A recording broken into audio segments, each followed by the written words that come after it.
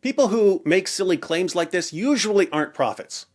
Hi, I'm a prophet. If I'm not, may God strike me down with lightning. Oh, no lightning? You see, this proves I'm a prophet. Now, give me your daughters. God wants you to give me your daughters. When someone uses that kind of reasoning, chances are he's a false prophet. But that's exactly how Muhammad argues in Surah 69.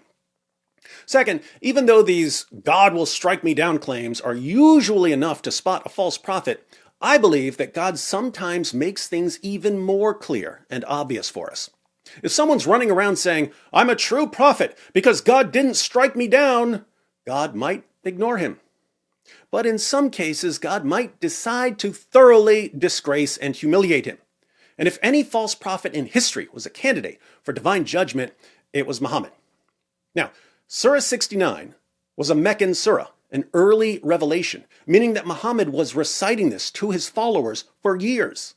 He spent years telling his companions, if I'm a false prophet, God's going to sever my aorta. My friends, there are thousands of ways to die. Do you really think it's a coincidence that Muhammad died in exactly the way his so-called revelations said he would die if he's a deceiver and a false prophet? Looks like divine judgment to me. Third, I don't want to call Muhammad stupid because that wouldn't be politically correct, but let's think about this for a moment. Muhammad and his followers attack Khaybar. After the Muslims kill a bunch of men and rape a bunch of women, standard practice for Muhammad and his companions, a Jewish woman comes up to Muhammad.